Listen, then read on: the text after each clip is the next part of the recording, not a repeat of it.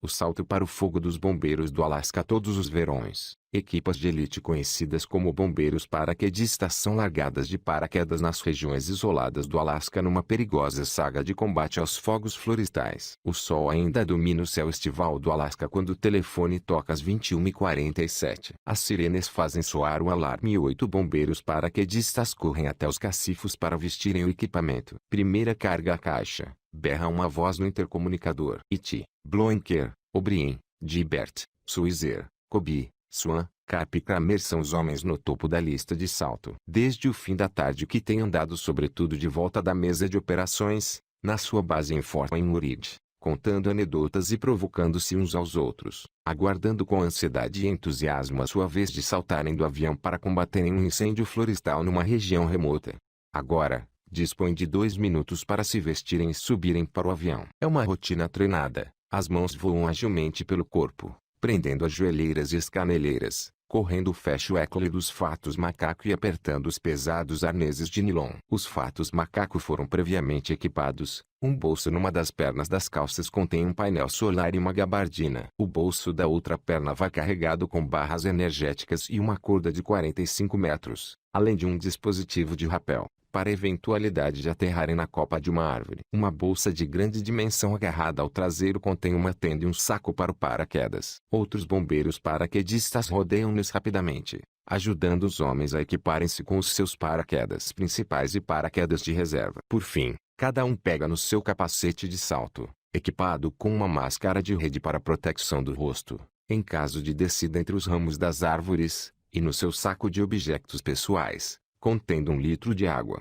luvas de cabedal, capacete, foguetes para atear fogos propositadamente e limpar terreno para travar o avanço do incêndio, faca, bússola, rádio e um saco especial de alumínio que serve de abrigo de emergência contra fogos. 2 minutos depois de a sirene soar, lá vão eles, bamboleando-se pelo alcatrão da pista, cada um carregado com quase 50 kg de equipamento e material. Totalmente equipados, parecem anafados. Mas cada homem traz consigo um conjunto cuidadosamente selecionado, posto à prova ao longo de muito tempo, de artigos essenciais para um bombeiro saltador combater fogos e sobreviver numa das florestas mais isoladas e bravias do mundo.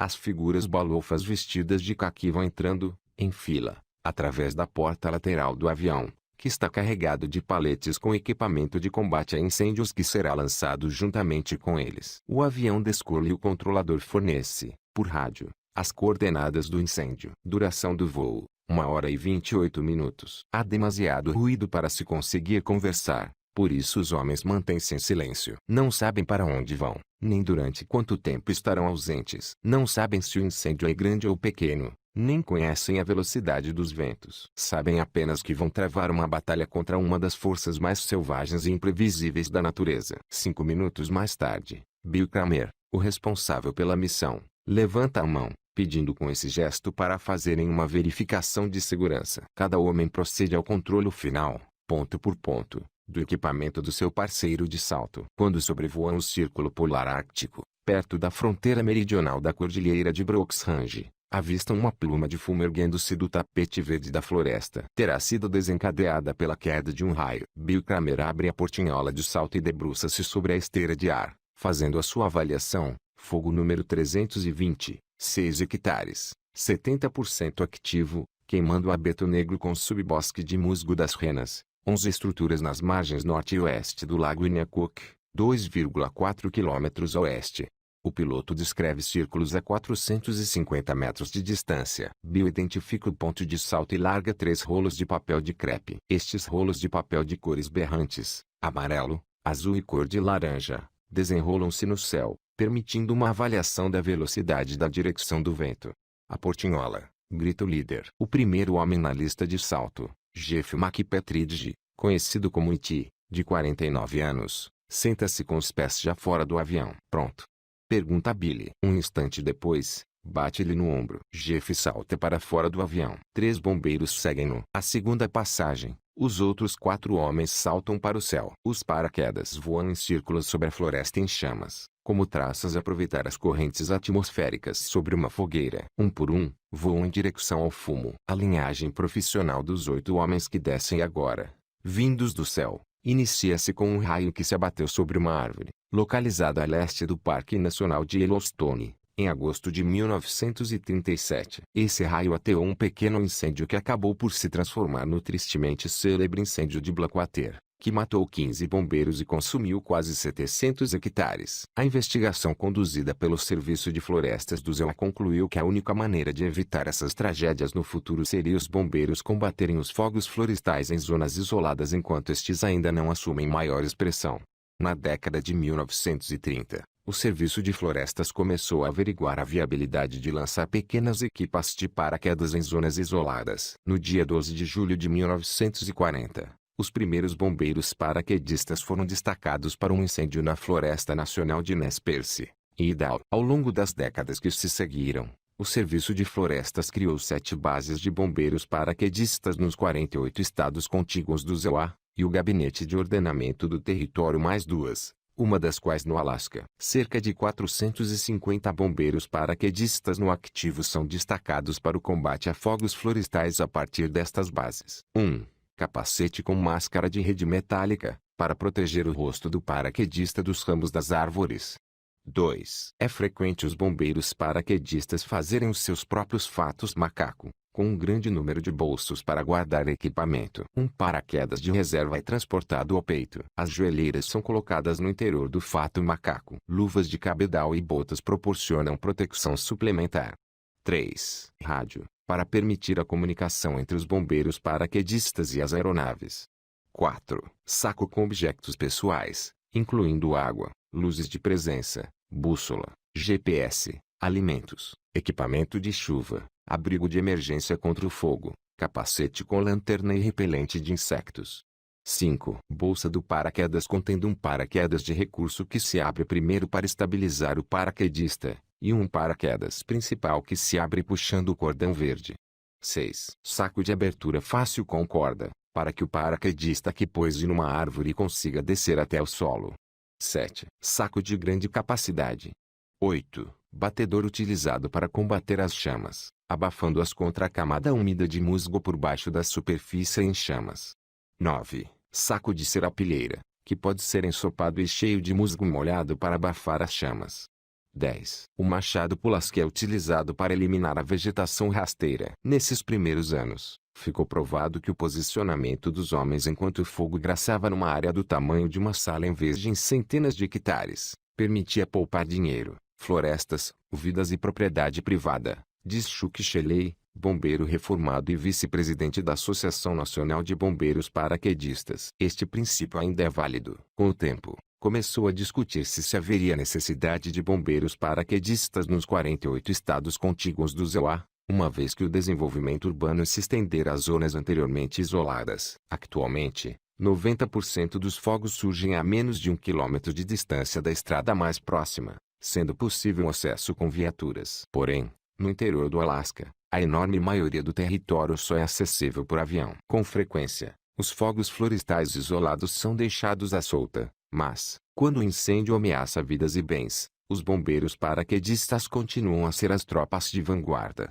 O treino dos bombeiros paraquedistas do Alasca é um dos mais exigentes do mundo. Dos cerca de 200 candidatos que se apresentam todos os anos, cerca de 10% são selecionados para a formação inicial. Os candidatos mais competitivos têm 10 anos de experiência no combate a fogos florestais e capacidades físicas inquestionáveis. Cada bombeiro paraquedista, homem ou mulher, precisa de ser aprovado num teste físico todos os anos se quiser manter o posto de trabalho. Escolhemos apenas pessoas capazes de agir sob estresse, explica Robert Yager, antigo formador de bombeiros. Pessoas que consigam dominar os nervos, a ansiedade e a adrenalina. Pessoas dispostas a enfrentar desafios de vida ou morte.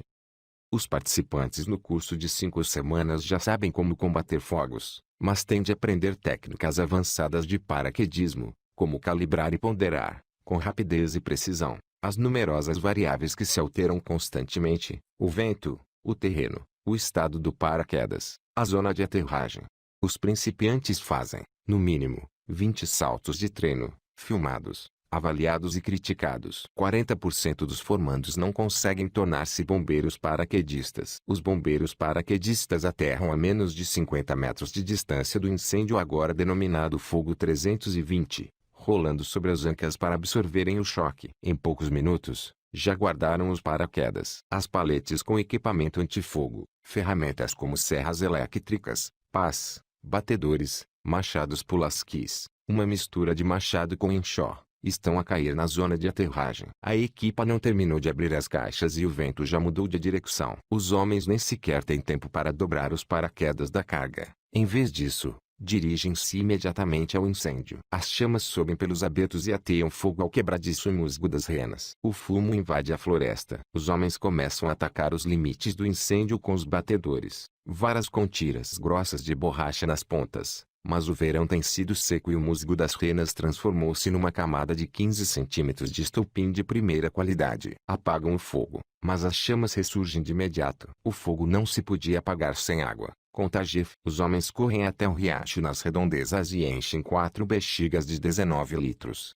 utilizando os capacetes. Evan Cap, de 36 anos, um saltador corpulento de barba espessa e hirsuta, monta uma bomba de água e começa a ligar a mangueira, enquanto os outros correm novamente para a frente de fogo. Depois de atravessar o inverno, mantendo-se em combustão lenta, o grande incêndio Big Mudfire ressurgiu 90 km a sudoeste de Tanana. Nas condições extremas de calor, secura e vento do fim da primavera de 2016. Bombeiros paraquedistas foram destacados para a proteção de uma única cabana junto de um rio, no flanco do incêndio. Este acabaria por queimar 18.000 hectares. Jeff McPetridge não dá ordens nem instruções. Todos sabem exatamente o que fazer, diz mais tarde. É por isso que esta unidade é uma maravilha. Enquanto um saltador trata da bomba de água, enchendo e voltando a encher os sacos, 4 homens atacam o flanco esquerdo e 3 o flanco direito do incêndio. Os homens deslocam-se ao longo da frente, combatendo as chamas, despejando água, sufocando com o fumo. Os saltadores cavam valas, cortam árvores e enchem e voltam a encher os sacos, sem parar. Às 3 horas da manhã do dia seguinte, após várias horas de trabalho extenuante, conseguiram delimitar o perímetro do fogo. Os homens deslizam para o interior dos seus sacos-cama, para dormirem algumas horas. Às 7 da manhã, estão de volta à linha da frente. Alguns utilizam motosserras para bater árvores verdes e alargar a linha de fogo em redor da fronteira carbonizada do incêndio. Outros escavam com as suas Pulaskis. O combate inicial chegou ao fim e Jeff McPetridge percorre a pé o perímetro do incêndio. São apenas 13 hectares, um fogo minúsculo, comparado com os enormes incêndios que se transformam em cabeçalhos noticiosos no restante território do país. No entanto, se o tivessem deixado arder, poderia ter queimado centenas ou milhares de hectares. Jeff telefona ao controlador do fogo, fornecendo-lhe informações atualizadas, e é informado que o quartel-general vai mandar retirar a sua equipa. Uma equipa de bombeiros, recrutados entre as comunidades nativas do Alasca, será transportada de helicóptero até ao local para as tarefas finais de rescaldo. Vão passar em revista cada metro quadrado de terreno negro para se assegurarem de que o fogo se encontra totalmente extinto. Quase às 21 horas do mesmo dia em que foram largados de paraquedas, os 8 bombeiros paraquedistas são transportados de helicóptero ao longo de 80 quilômetros até Betles, um lugar composto por algumas casas e uma pista de aterragem de terra batida, no interior do Alasca. Missão cumprida. Ou, pelo menos, assim o pensam. 2 ocorrências desfavoráveis acontecem depois de os bombeiros paraquedistas serem retirados do fogo 320. Primeiro, o equipamento para a equipa nativa do Alasca fica retido em Fairbanks e, por isso, eles não conseguem chegar ao cenário do fogo para procederem à limpeza. Em segundo lugar, o vento sopra com força, vindo de norte, e dá nova vida às brasas. O incêndio ressurge e, na tarde do dia em que deixaram a zona, os bombeiros paraquedistas regressam ao local de helicóptero. Quando chegam ao terreno, à meio da tarde, já o fogo devasta 60 hectares e pedem imediatamente reforços. Outra equipa de 8 bombeiros paraquedistas é largada aí. Em conjunto, os 16 homens começam a abrir uma linha ao longo do flanco esquerdo do incêndio reacendido, utilizando o rio Inyakuki para suster o flanco direito. No entanto, devido às condições de secura e à abundância do musgo das renas quebradiço, não é possível dominar o braseiro. Não vai ser possível extingui-lo sem grandes quantidades de água. Os bombeiros paraquedistas solicitam ajuda dos hidroaviões Firibos, aeronaves utilizadas na pulverização de colheitas, equipadas com contentores de 3.000 litros, para bombardearem as chamas. Fazem um voo rasante sobre o fogo e largam as suas cargas de água. Depois dão meia volta e regressam ao lago Inhacook.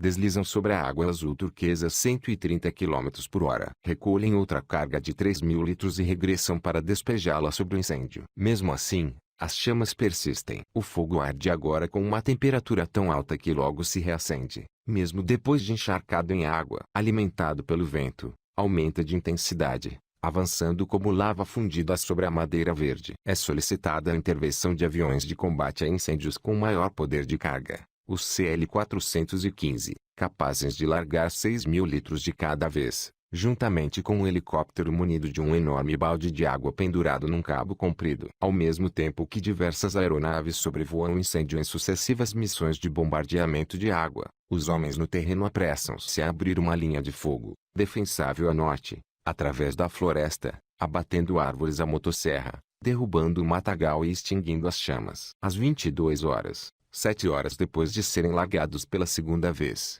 conseguiram travar a frente norte do flanco esquerdo, estancando-a num meandro do rio Inhacook.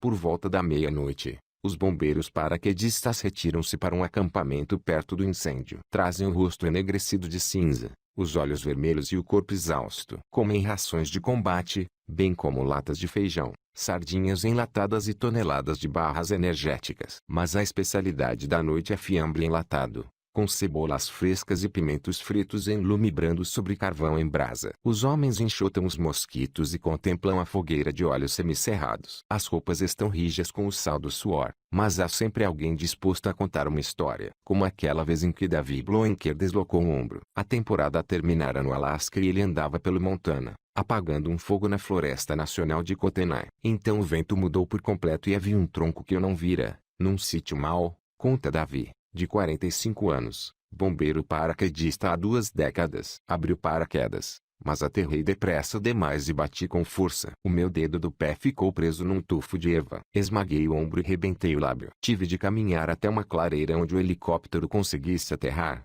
a alguns quilômetros. Em silêncio, os homens acenaram com a cabeça, em sinal de assentimento. A maioria já ouvira esta história. As histórias são mais do que mero entretenimento. Constituem uma forma de os bombeiros paraquedistas se ensinarem uns aos outros. As lições do mundo real sobre o combate a fogos imprevisíveis em regiões bravias e isoladas são demasiado numerosas para caberem em 2 ou 3 anos de formação. Mudanças estranhas do vento, brasas de fogos antigos que sobrevivem ao inverno para se reacenderem na primavera, avarias dos paraquedas, avarias nos paraquedas de recurso, acidentes com as motosserras, colegas que não regressaram a casa depois do seu último destacamento. Estas e centenas de outras, são contadas ao longo de extensas carreiras e transmitidas aos mais novos por bombeiros exaustos em redor de fogueiras como esta.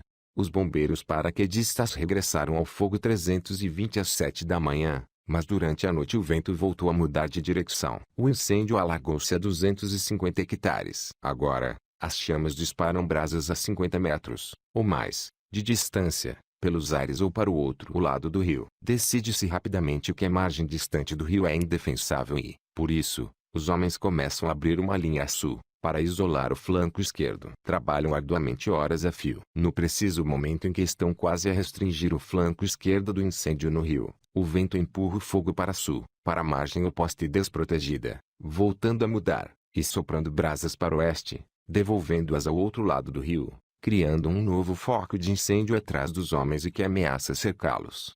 Os bombeiros paraquedistas precisam de manter-se hipervigilantes face a estas mudanças, explica Jeff McPetridge. Não é possível controlar o vento. Podemos morrer. O foco do incêndio alastra, em todas as direções, através do musgo das renas seco. A maioria dos homens desloca-se para sul, tentando cercar o fogo. 2 homens com motosserras cortam o que lhes aparece à frente junto do limite das chamas. Alguns membros da equipe arrastam os troncos não queimados para as zonas verdes, a fim de privar o incêndio de combustível suplementar. Outros combatem as chamas ao longo da zona carbonizada, usando batedores. Os hidroaviões Fireboss rugem sobre nós, de 4 em 4 minutos, descarregando água. Os homens recuam, mas, mesmo assim, ficam encharcados. Após horas de trabalho frenético, os limites norte e oeste do novo foco de incêndio estão praticamente sob controle, mas as chamas rugem agora para sul, levadas pela nortada. Os 16 bombeiros paraquedistas não conseguem adiantar-se ao fogo. A sua única alternativa consiste em retirarem-se antes que este lhes barre a saída. No dia seguinte,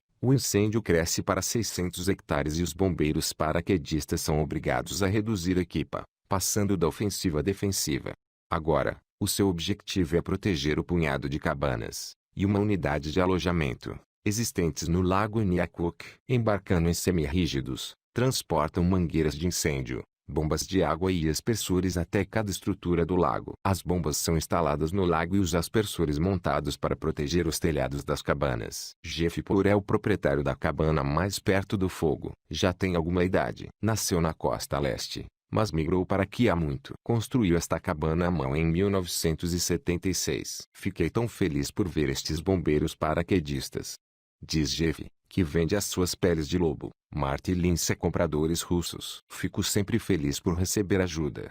Juntamente com o marido, Patty Gaedek construiu a unidade de alojamento na extremidade do lago em 1974. Foi ela que emitiu o primeiro aviso sobre o incêndio. Está extasiada. Nem acredito na quantidade de recursos que estão a usar para nos ajudarem, comenta. Por fim, depois de instaladas dezenas de aspersores e centenas de metros de mangueira, cada estrutura fica protegida dentro de um semicírculo de canalizações capazes de encharcar, literalmente, a propriedade e assim evitar que ela arda.